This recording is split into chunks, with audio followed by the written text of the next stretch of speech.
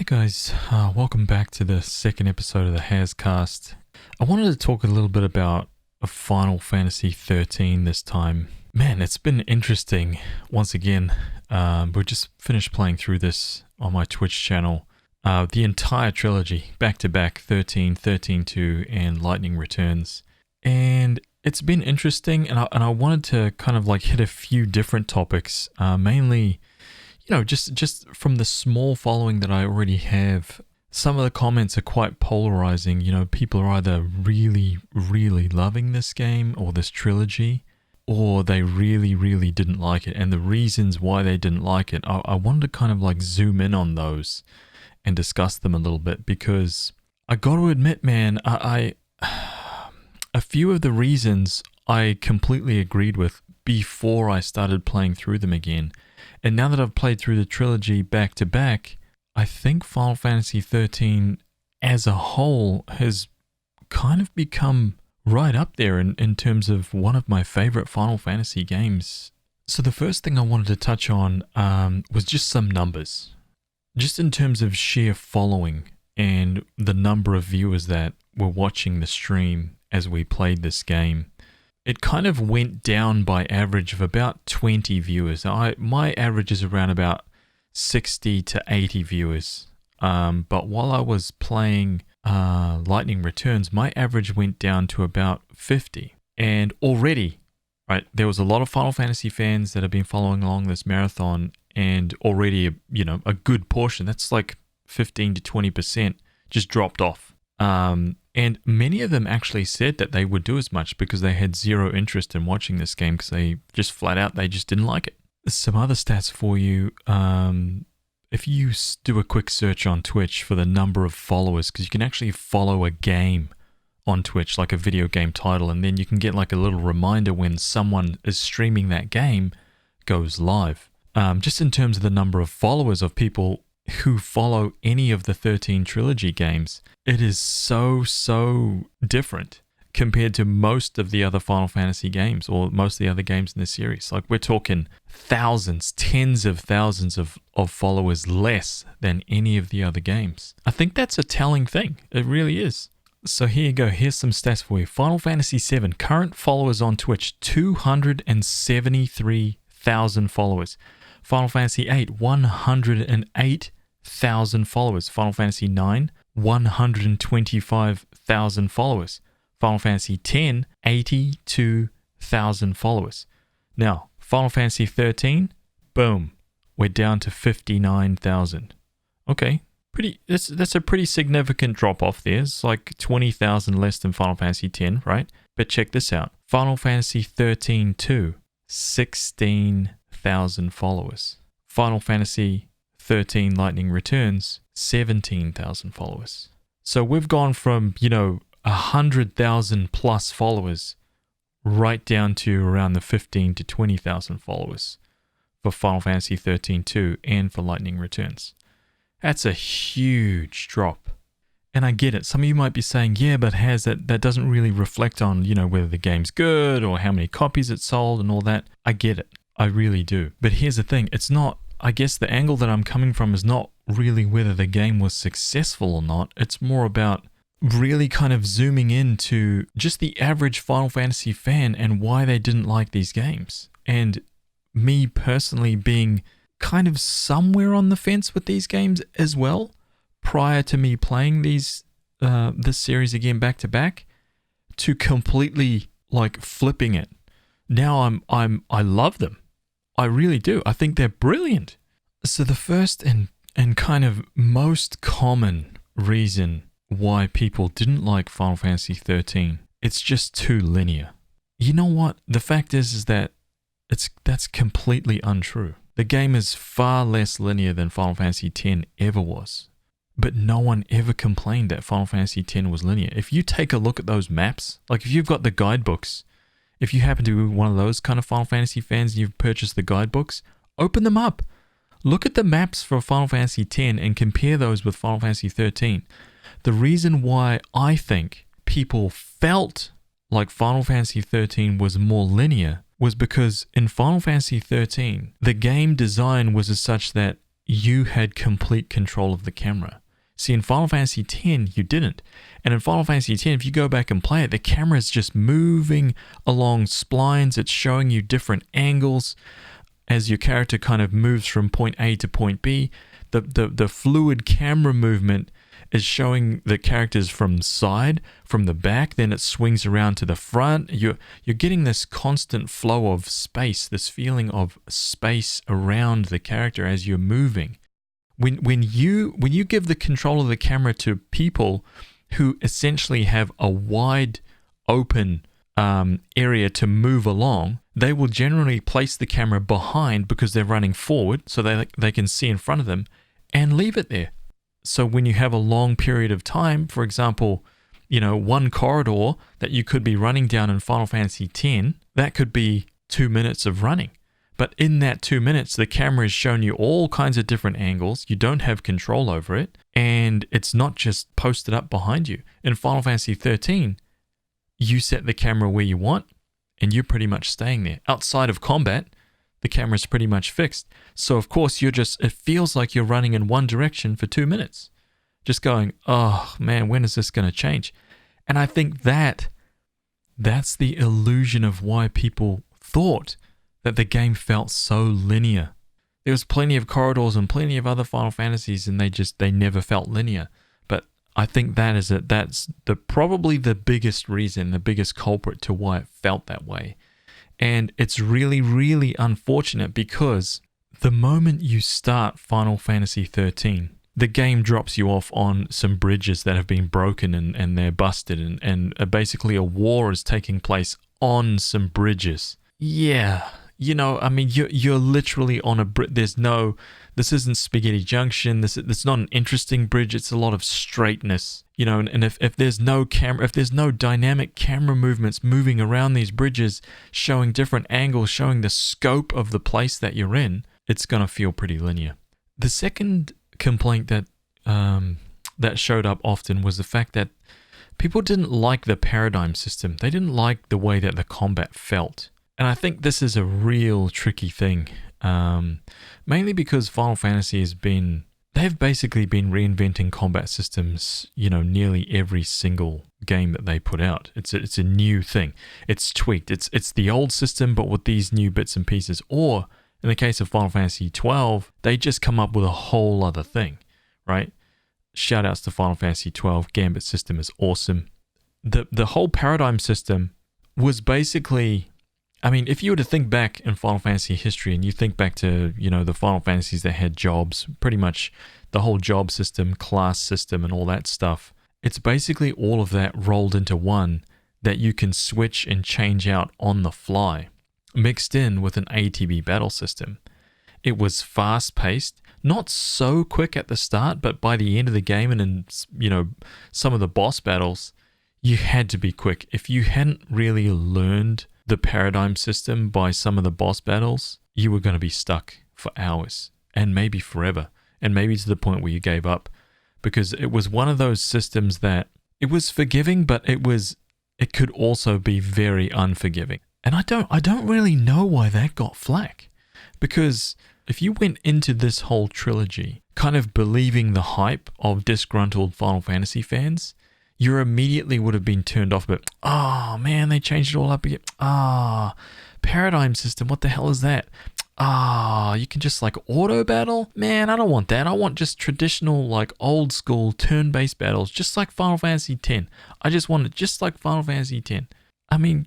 Cool. But they've done Final Fantasy X. Final Fantasy X is done, and it's there. And you gotta remember, these guys are innovators.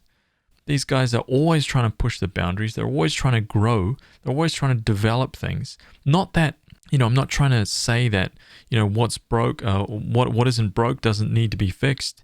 But when you're when you're at the pointy end of the spear, as a developer, you're always looking to innovate just that little bit more. And that's the tough part, man. That's really, really difficult. And it's when you iterate on one IP this much, it's almost expected that you're going to be pushing into new and unexplored territories. And man, I think that they come up with a winner. And the reason why is because you don't really have traditional classes anymore. You don't really have, oh, this guy's a white mage. The whole act of changing classes before was like, okay, I'm going to fight. I'm going to level this guy up 10 levels as a rogue. I'm going to level him up like 10 levels as a knight, 10 levels as a dragoon, 3 levels as a mage, and 7 levels as a healer. Like those days of combat systems like that, when the rest of the game is moving forward at a completely different pace, having that very kind of slow, laggy system, trust me, that would feel so much worse. It would feel horrible to have a very kind of fast-paced, action-oriented game with a class system that was essentially on crutches. It just wouldn't fit. It just wouldn't make sense. So to kind of, in the context of the rest of the game and how everything else was moving forward, to come up with a system, a class system that fits into that, the paradigm system is just brilliant. It's instantaneous class change. Boom, now you're a healer. Boom, now you're a sentinel. Boom, now you're a commando. Boom, now you're a debuffer. It's very quick. It's very fluid. It's snappy. It's responsive. The ATB system is still there. You can still enter everything by hand, and in many of the battles, it's better to do that. In a sense, that's exactly what a lot of fans were asking for. But once again, I don't think that they actually connected with it. But I'm guessing that maybe it was a presentation thing. There was some of the comments that came up again was regarding tutorials.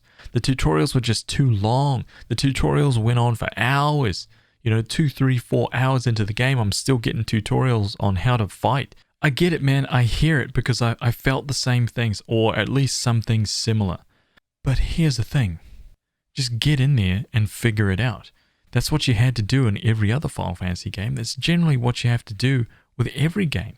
I think there's some kind of, there is another layer of weirdness that has crept up into this, and that is that, hey, if I pick it up and I can't immediately know and intuitively figure everything out in this game and exactly how it works within like the first few minutes, this game sucks. I think there's a little bit of that. Just a little bit sprinkled on the top of how this is all going down and where much of the kind of vitriol regarding this stuff comes from. Man, there's a little bit of learning. There's a little bit of learning curve. There's nothing wrong with that. Teach yourself something. And here's another one. It's got to do with the story and how disconnected people felt with the story and inevitably the characters.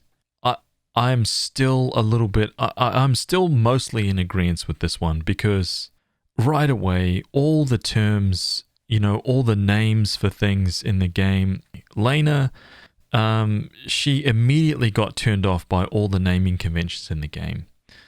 Fel C, what the hell is a Fel C? What is a Lissi? There's a Pulse Lissi and a Cocoon Lissi, a Pulse Fel C and a Pulse Lissi. No one knows what these things are. Within 10, 15 minutes of the game, you're confronted with all of these terms and you know absolutely nothing about them. But everyone that's speaking on the screen knows everything about these things. So it makes you feel as the player you're the only one who has no clue what the hell's going on. Sure, there's a data log in the game if you want to go in there and read it, but this is like pages and pages and pages of information, and lots of people wanted to do that. No problem with that. But for the people that just want the story to be told to them on the screen, they have little to no hope of understanding what the hell this stuff is. Seriously, not until much, much later on in the game. By that time, you've lost the audience. That's just a whole story pacing thing, It's for the same reason why the Lord of the Rings trilogy is a lot more prolific and a lot more well-read than the Silmarillion. I urge you, next time you go to the bookstore, pick up the Silmarillion and sit there and try and read the first 10 pages and just be completely lost because of how many places, names, languages, terms that Tolkien uses that are completely alien to you in the first 15 minutes of the read. It's a hard book to read because of that, because you know absolutely nothing about what any of these words are, what any of it means. You know nothing. It's just, boom, here's a bunch of information. And I feel like 13 does that. And I feel like 13 still today, it alienates players on something that is very important in an RPG, which is the story and setting up the story so that people or players can feel like they're part of it and they're moving through this space with the characters, and it's graspable. Is that even a word? Graspable? It's palatable. You know, you can just go, oh yeah. Let me describe to you guys what a fal'Cie is and what a ly'Cie is. Two of the most common and confusing terms. A fal'Cie, they could have replaced that word with a god, a master, something that means, you know, deity. That figure that is up on the pedestal that everyone looks towards for guidance, for help, for solutions. That's what a fal'Cie is in this world. A ly'Cie is a servant chosen by one of those gods. That's it. It's as simple as that. It's God and servant. But when you start, when everyone starts talking right at the start of the game about, a pulse fal'Cie and a cocoon ly'Cie and I'm a ly'Cie and this guy's a fal'Cie, and you just, whoa, because there's no context at all. It's just straight into it. Boom. And it just blew people's minds, and they because of that, they couldn't feel attached because they had no idea what to attach to. And I get that. I get that 100%. I really do.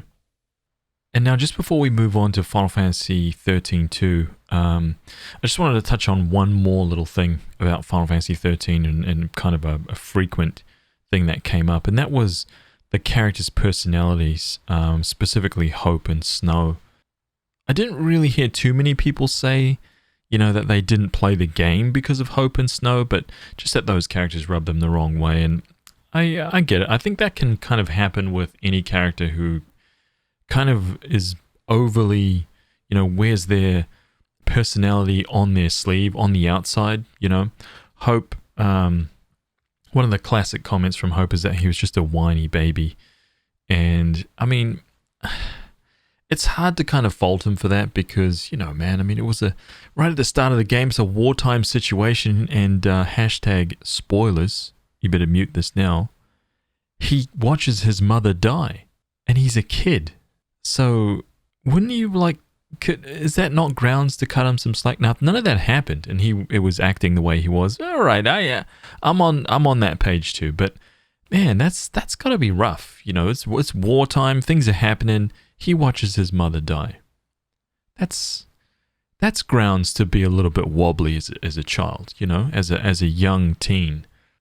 And in the case of Snow, running around like he's a hero, and calling himself a hero, lots of people give him stick for that too. But I think that's, once again, the way that the story is shown to you.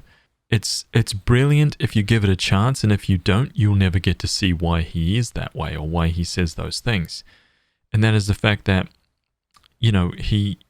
everyone else calls him that. Everyone else is sarcastically calling him the hero, that has to go and save Sarah. It's not him that's doing that.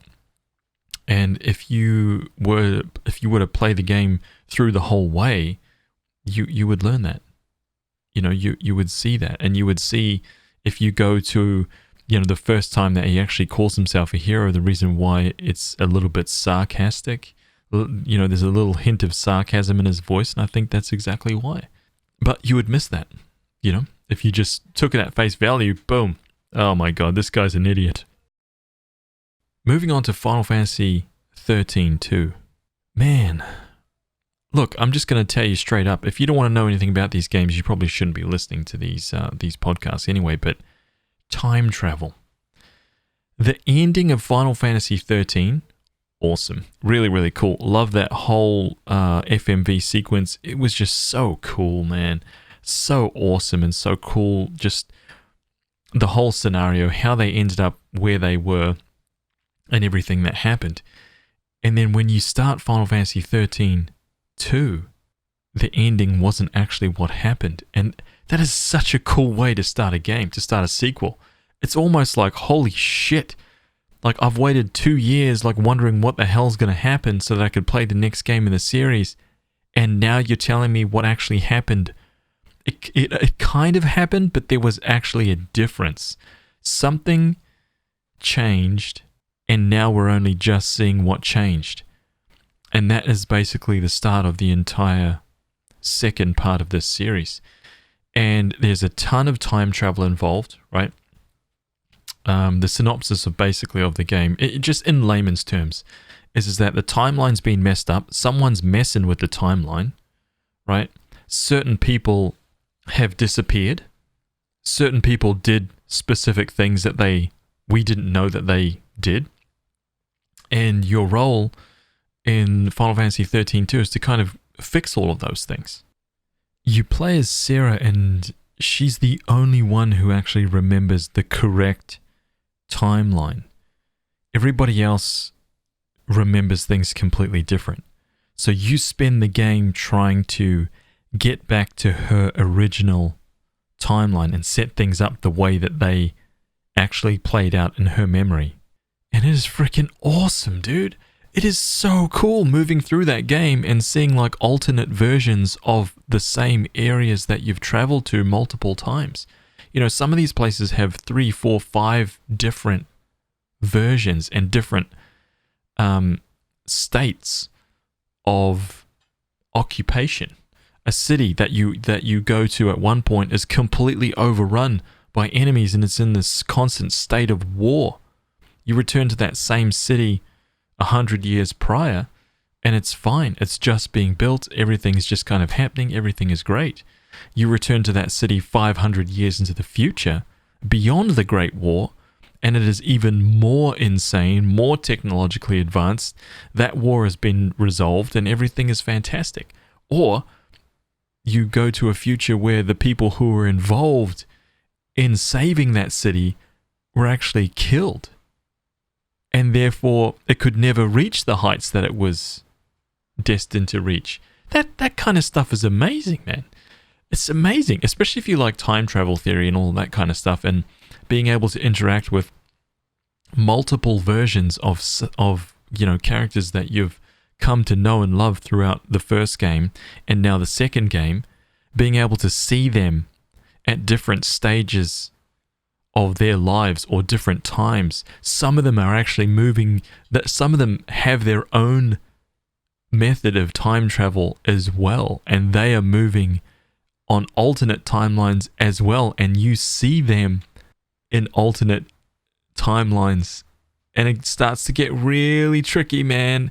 And I think that's brilliant. I love it. I love time travel theory, and I think that they executed this sequel brilliantly. Like truly brilliantly. But the one thing that I really, really wanted to add and talk about in this game that was once again something that kind of rustled a few jimmies was the whole fact that this game introduced a completely new element to Final Fantasy, and that is you can capture enemies and you can substitute those enemies, creatures, robots, mechs, as characters in the lineup for your combat team. Pokemon, dude. Do you understand me? All those classic creatures that we all know and love in Final Fantasy. You want a Malboro? Sweet, grab one. You want a Behemoth? Cool, grab one. You want Odin? Cool, grab him, level him up. You can grab all of these creatures and you can put them in your team and battle other creatures with them. And you control them just like you would any other character. It's freaking awesome, dude. It is awesome. You level them up. They start from level 1. You can push them all the way up to level 99 depending on, the growth of the specific character. It completely propelled what would have been already a great game into this whole other place where you can have chocobos on your team, you can have, robots, you can have tiny little cactuars on your team doing 1,000 needles against enemies. Like, this is so cool, man. I freaking love this thing, dude. But lots of people didn't. Lots of people thought it was like the cheesiest thing that they'd ever seen. And it was just completely the wrong direction to go. Man, I don't know. Maybe it's just because I'm such an optimist for new things in RPGs. And I just love seeing new games. I love seeing new features. I love seeing new stuff to try. Even though I may not like it, I love the idea of experiencing a company that I know creates great stuff, seeing them do new things and seeing what's up with them in their mind. What are their minds going through now? Let's see, what they've been working away on for the last 5 years. One other thing I kind of wanted to add in here about Final Fantasy XIII too is that yes, lots of the characters from Final Fantasy XIII are in Final Fantasy XIII too. And when you play them back to back, you get a really cool sense of character growth in the story, in the storyline, what they've done, where they've been, what they're doing, and where they're going. It's all explained. It's all there. They put it in there. You don't actually, in this one, you don't have to read the data log because it's all there. It's nicely explained. Things are happening. You know the reason why they're happening. The very, very beginning or opening sequence to Final Fantasy XIII 2 is actually insane. Like I was mentioning at the start, or 10 minutes ago or something like that. It's insane. It is some of the most ridiculous stuff that has ever been in a video game at that time. At the date of release, it was like nothing anybody had ever seen before. Once again, classic Square, just pushing the envelope to the absolute limit. And yeah, it was just amazing.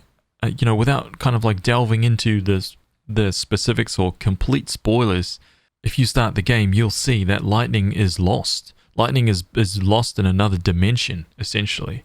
You play the game as Sarah, Lightning's sister, and you're trying to find her. You're trying to get her back, basically. That's the guts of the game. It's just so cool to have that team come along with you again for another journey, and seeing how all of them are going about how to do it, how they all come together to try to get the job done across multiple timelines. Just amazing stuff. Really, really cool. Square did some really, really cool stuff in this too with scale. The enemies and bosses in Final Fantasy XIII 2 just started to get insane. Like the scale, they really cranked it up a whole other level, man. I also really, really liked the combat system tweaks and adjustments that they made in Final Fantasy XIII 2. Very subtle. They actually slowed the combat down just a little bit to get everybody kind of moving forward with it. But here's the thing, they actually shaved off a lot of the rough edges with the combat system in Final Fantasy XIII. It did feel nice and fluid, but I don't know how they did it, but 13.2 feels even more fluid. It's got something to do with the inputs and the UI and stuff like that, but it feels even more responsive and more fluid. I can't really figure out why that is yet. It's something that I'd need to kind of really zero in and try to, put words to, but it definitely feels better, feels smoother, feels like it flows a lot better. Maybe it's got something to do with the cameras as well and how they behave once you've inputted a command. But man, it definitely feels like an upgrade. And again, when combined with that whole Pokemon system, dude, what a freaking awesome and just overall fun game to play. Really, really cool, man. And lastly, the music in Final Fantasy XIII 2. Oh my god. I mean, some of the best composed stuff that has come out of Final Fantasy in a very, very long time.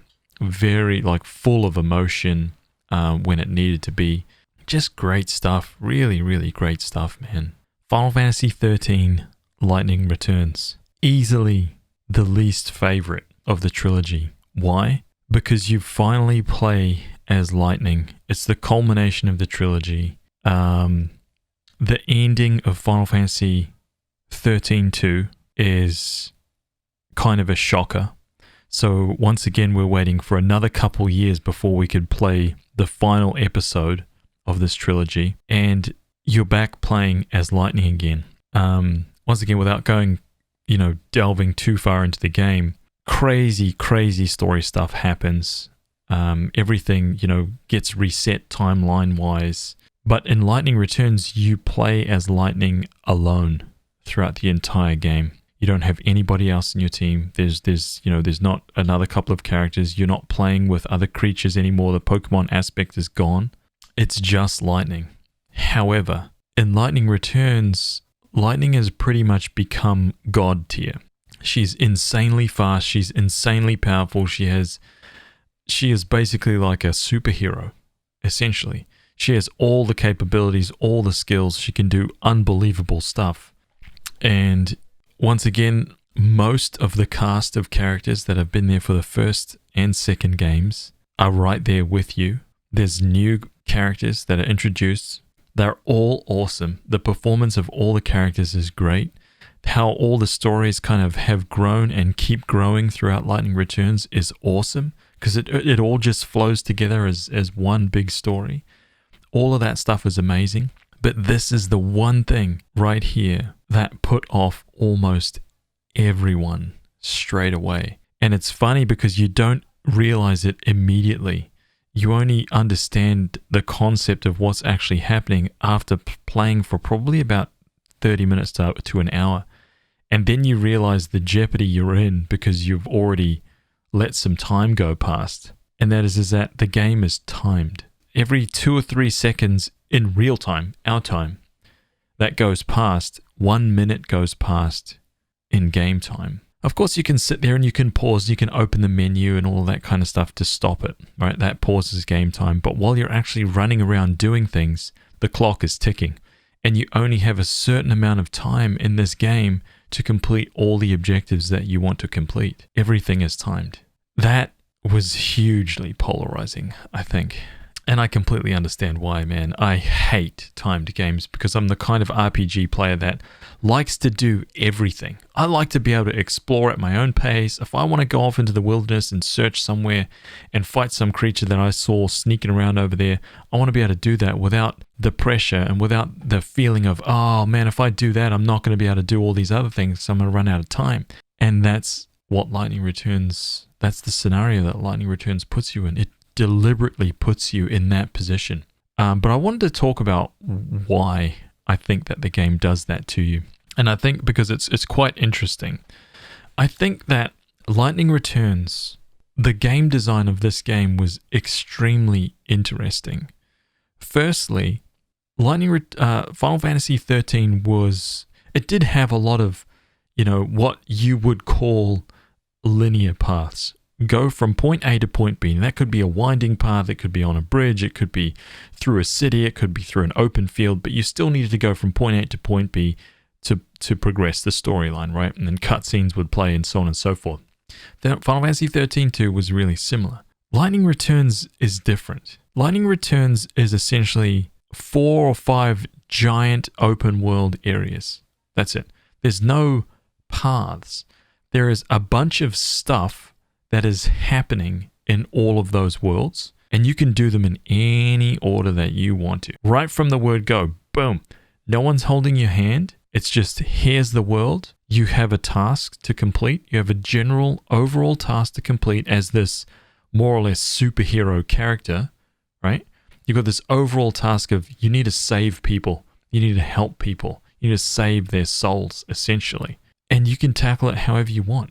So imagine being instantly given this list of 200 quests and realizing within 30 minutes to half an hour that you have no hope of doing them all. Or at least that's what it feels like within the first 30 minutes to half an hour.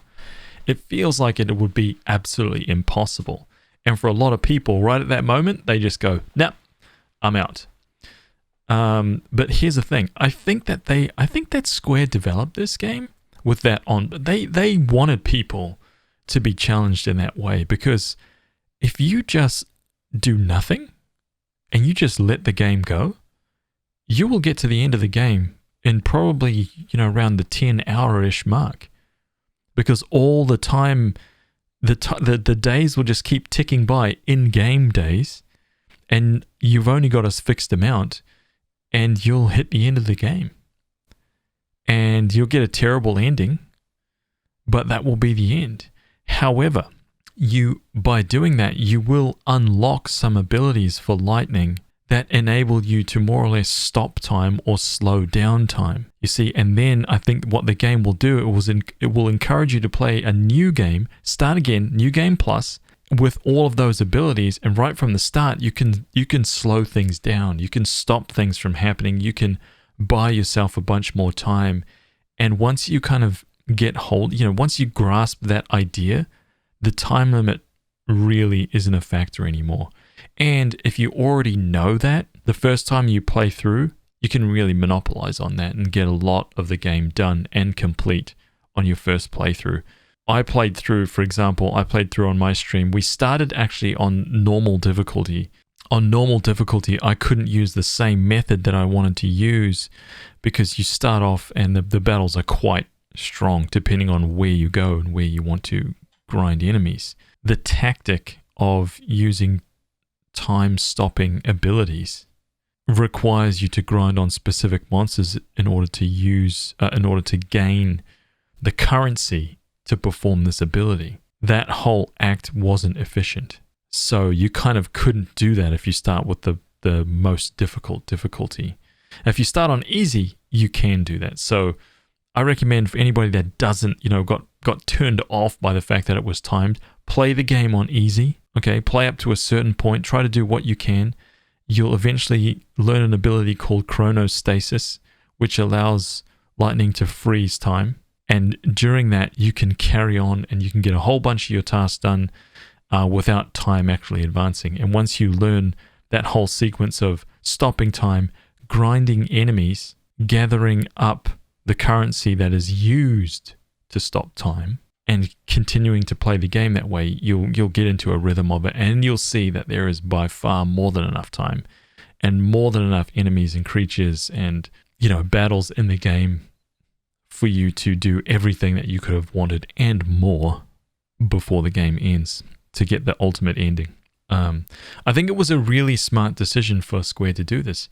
It sucks because, once again, the whole reason why we're having this conversation is because it completely put a lot of people off, and I get that. I hope, though, that if anybody is even still listening to this point, type Keistis rules in the comments below.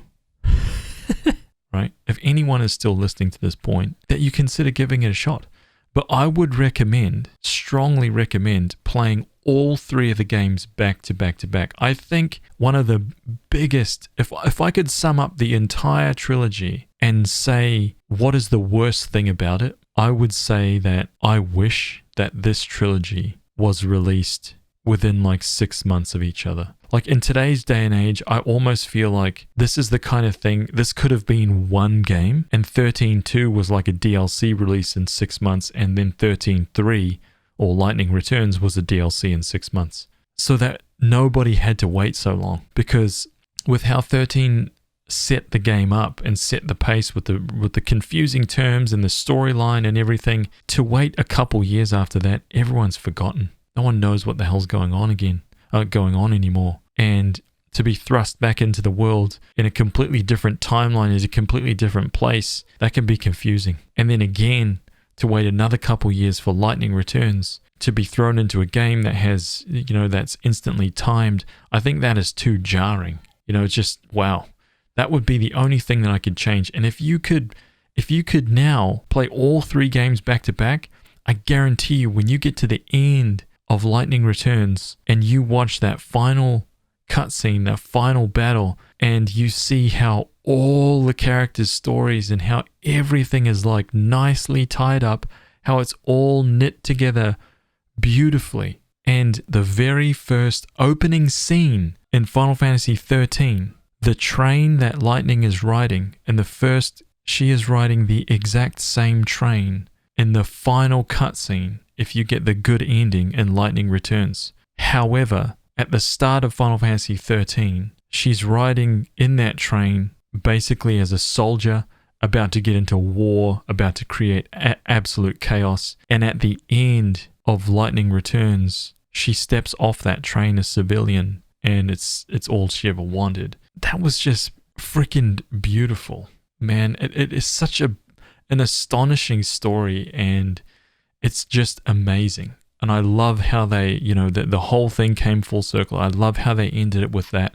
I think that for all the little niggly things and for all the little problems that people had and, you know, all the likes and dislikes, I think that if you're an RPG fan, you deserve to experience the Final Fantasy XIII Trilogy back to back to back. Even if you just play through the story, even if you're not trying to 100% it, you deserve to experience what that's actually like, because it's an amazing story. But it has to be played that way. I think if you were to select one of the games and pluck them out, you know, and just say, I'm just going to play 13-2 by itself, I don't think you're going to have a very fun time.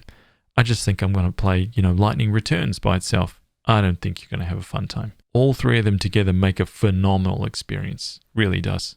So if you're looking for an RPG, something to fill the time up, it's an old RPG, and you're thinking, maybe I didn't give it quite the attention that it probably needed. Maybe you haven't played any of them for a few years and you've got some time, you're looking to plug a few weeks worth of game time up with some, you know, something that's decent story, combat, you know, good characters, all that kind of stuff. I think it's worth it, man. Pick it up. Pick the whole trilogy up. Play them back to back to back. Anyway, guys, that's enough from me.